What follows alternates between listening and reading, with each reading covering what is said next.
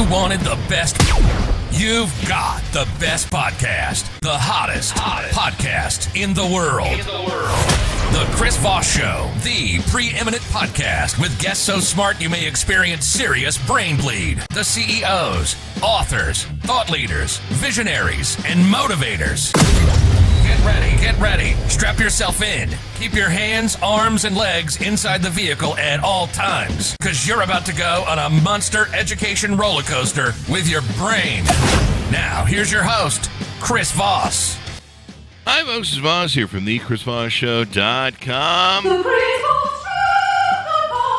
There you go, ladies and gentlemen. There, ladies, things that makes it official. Welcome to the big show. For 16 years, 2,000 episodes, we've been bringing the Chris Voss Show. And boy, my back is tired. I don't know, is there a joke there somewhere? It sounds like vaudeville. I just pulled a joke out of, I don't know, something that somebody would do from black and white TV. Anyway, guys, we love you and appreciate you guys as our family. As always, for the show to your family, friends, and relatives, go to goodreads.com/Chris Voss, linkedin.com/Chris Voss, Chris Voss, one of the TikTok, and all those crazy places on the internet.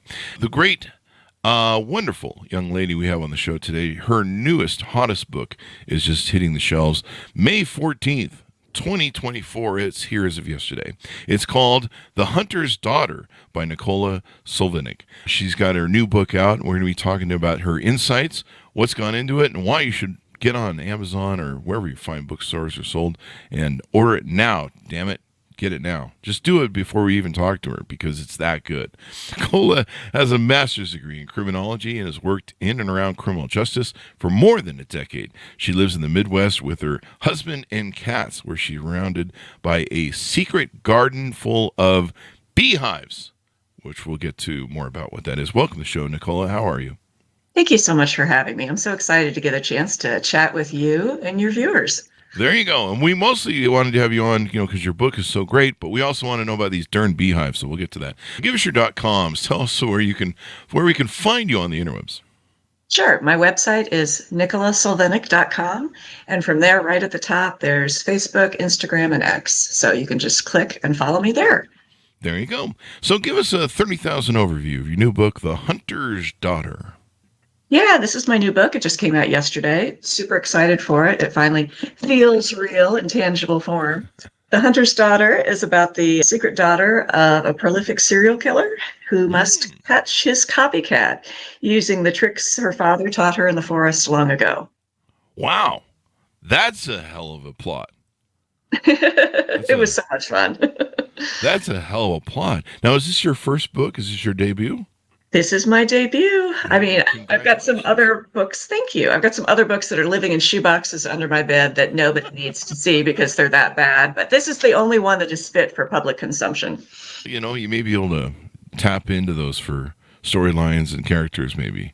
There's always those practice ones. What motivated you to come up with this very interesting, intriguing plotline?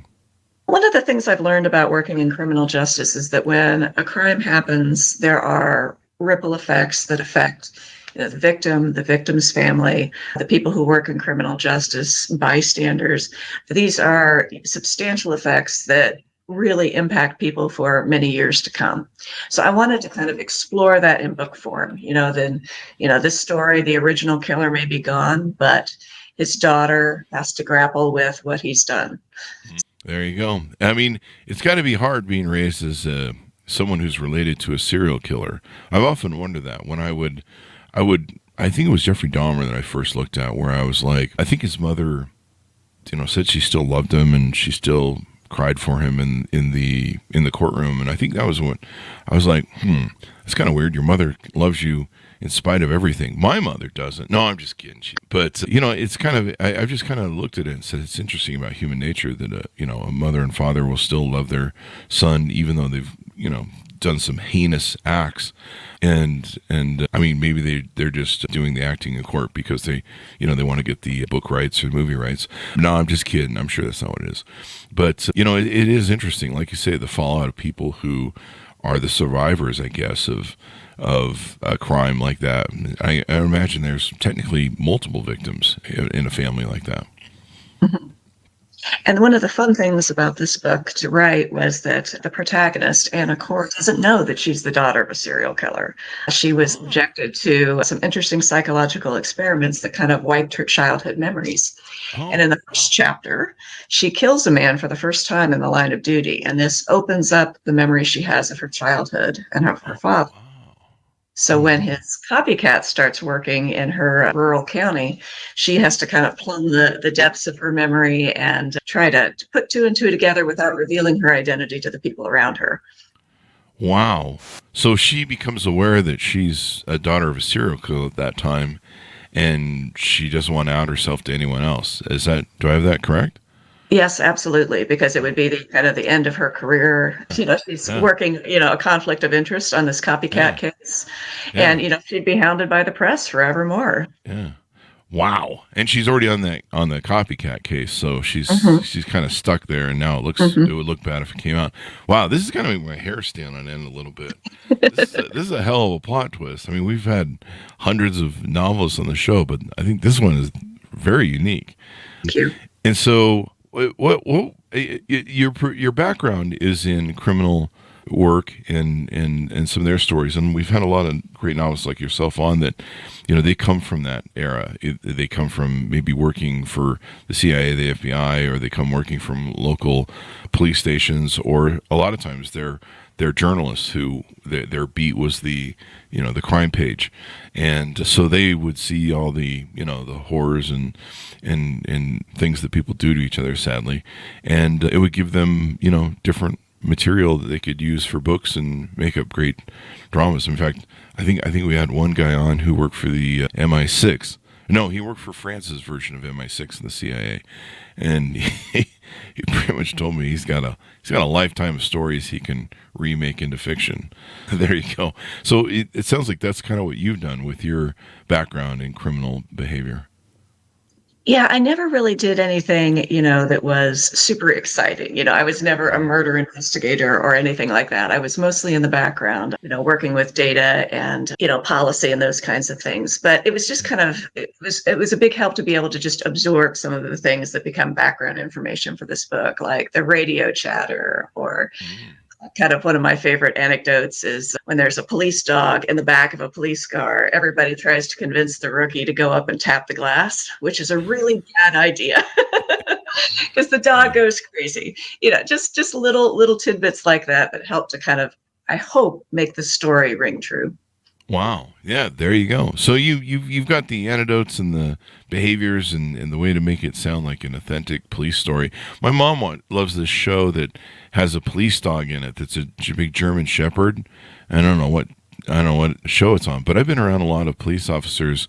I'm not going to say whether they were what the context was of being around police officers. No, I'm just kidding. But where they have the big German Shepherd police dogs. I had a friend who was one of my first clients who he trained them for the police officers and stuff. And so I would go down to his shop and he would put the arm sleeve on me, and I get to find out what that's like to have a dog rip your arm out of your socket. And those things are, you're not allowed to pet them, touch them, get near them. They usually have a big sign on "Do not pet me," because they're kind of unsocial or something. I don't know. That's mean to say about dogs. But my mom watched this movie where the guy, there's no harness on this police dog, and he just kind of roams whatever he wants and do, and people pet him and stuff. And I'm like, that's not how that works in real life. Like that just broke the fourth wall for me watching it. But she likes the show, so you got to let some things slide to fiction, I guess. Yeah, you've got to kind of compress everything to make sure that you can kind of wrap up the case in 2 weeks. When in real time, it might take 2 years. Yeah. I mean, they just have this dog just roaming every now and then sometimes when someone shows up with a gun, the dog runs off, and I'm like, that's not how those dogs work. They'll go for the arm, and but it's kind of interesting. So it's good to have those factual experiences that you have that you can put into the book of how things really happen, as opposed to, I don't know what's going on in this video. Maybe they were just this TV series, they're too cheap to hire a police consultant. So tell us about your upbringing. What were some of your influences, I guess? And then when did you start writing or think you had a knack for writing? And then when did you finally reach the point of this book where you got this thing into a publisher and now you're an author. Congratulations. Thank you so much. It still doesn't quite feel real. I keep pinching myself thinking, this isn't quite real yet. But when I was a little girl, I read every Nancy Drew book that was on the library shelves. And at that time, they were the ones with the yellow spine and the painted covers. And I was just enthralled by those, the girl detective going out and catching the bad guy. And, I really enjoyed reading that genre, as an adult. I read a lot of Jennifer McMahon, Laura Nassett, Catherine McKenzie, Georgina Cross, Karen Dion. I really like the trying to guess who done it. I like an intricate story where I don't know who the killer is in the first chapter. I want to be surprised. And that's one of the things that I love about reading in the genre. And I hope that I've accomplished in writing it is I want to surprise the reader. There you go. So how did you get your deal? Did you write this particular draft and you're like, hey, I really need to get this shopped out to someone? How'd you pick up the publishing and turn this story into the great over some of the ones you had in your boxes? The ones I have in my boxes are in entirely different genres. And I thought, I'm just going to write this book for myself. I might wind up self-publishing it, and maybe, my mom would read it. I don't know. Mm-hmm. My husband will read it. I really didn't have high expectations for it. But like my previous books, I just plotted the heck out of it. I have outlines and Post-it notes stuck up on the wall, like, those crime scene things that you see in cop shows. String and, but this one, yeah. And this one, I just pantsed. When writers say they pants a book, they don't use an outline. They just fly by the seat of their pants and just do a stream of consciousness thing. Mm-hmm. And so that's what I did this time. And I had approached my agent with it, and she, had minimal editorial things to change about it. Wow. And it sold within a week. I was shocked.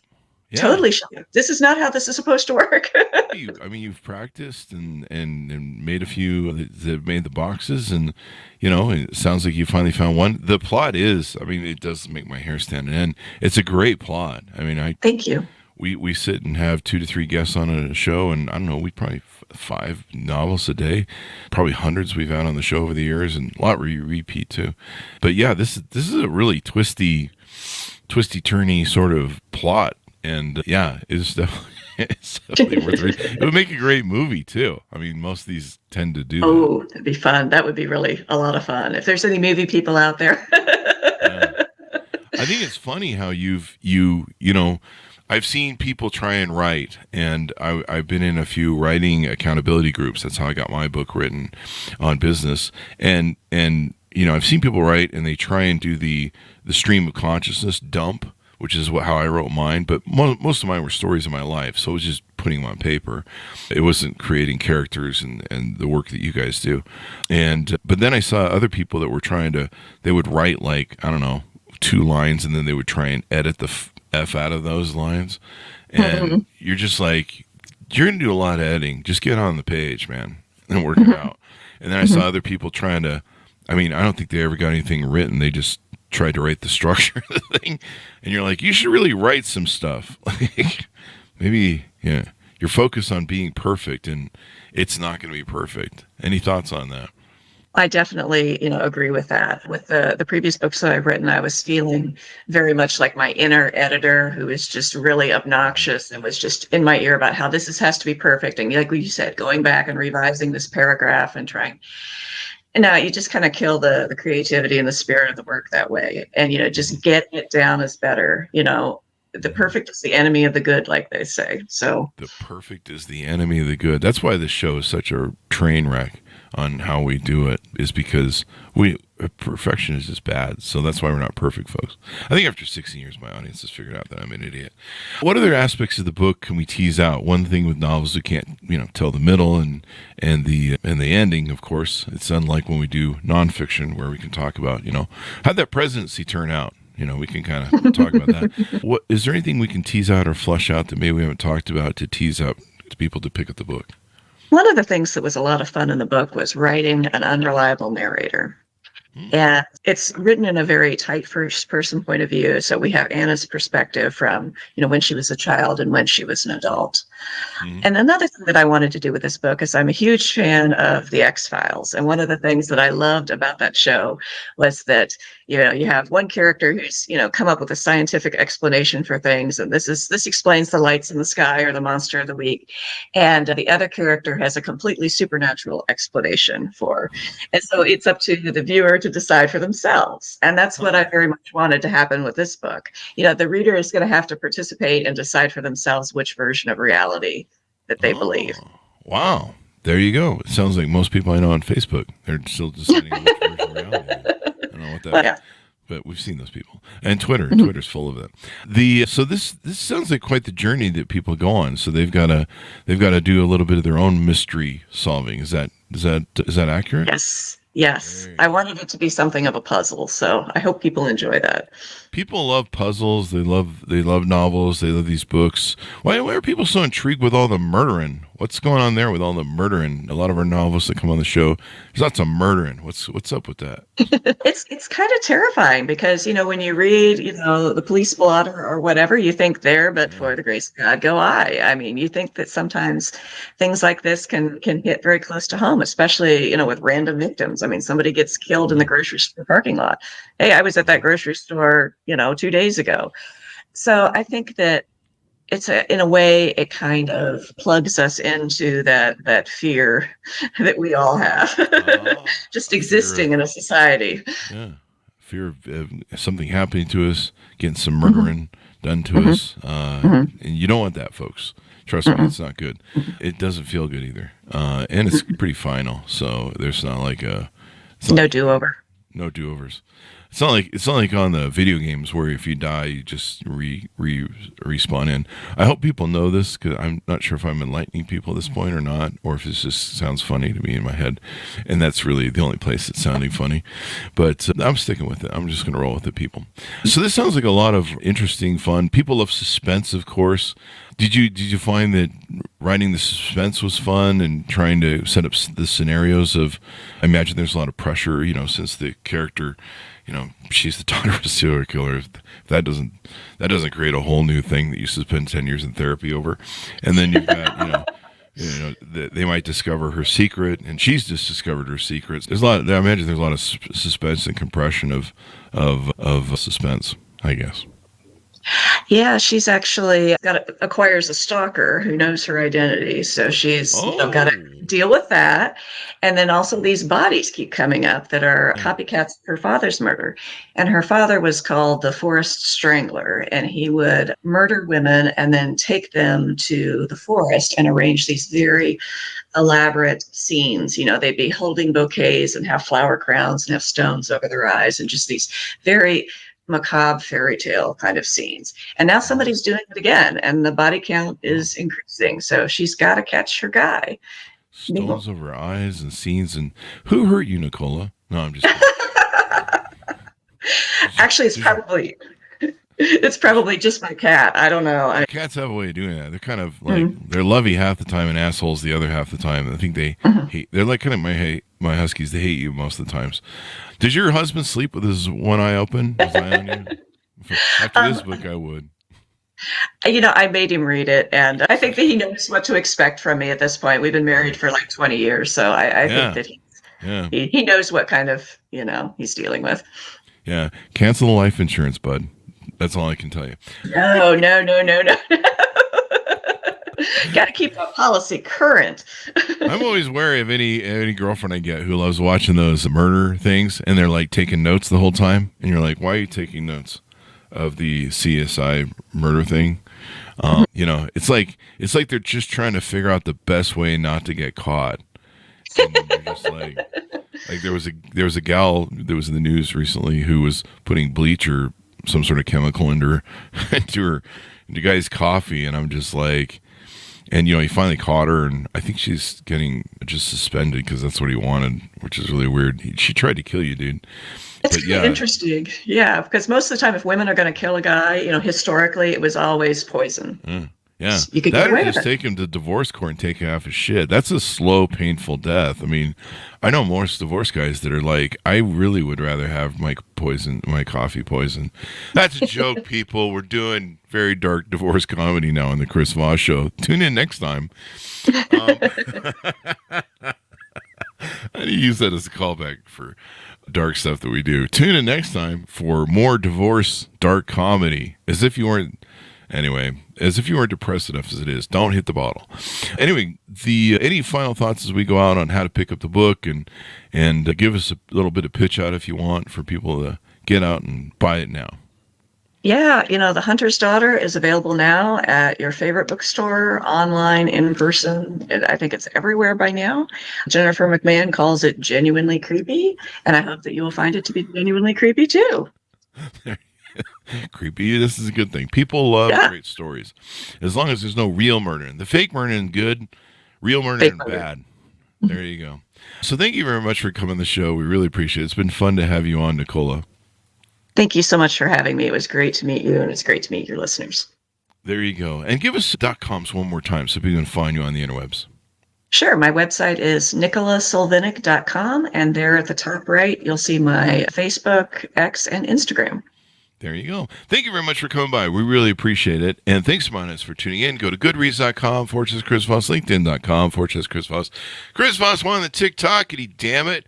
And be good to each other. Stay safe. We'll see you next time. And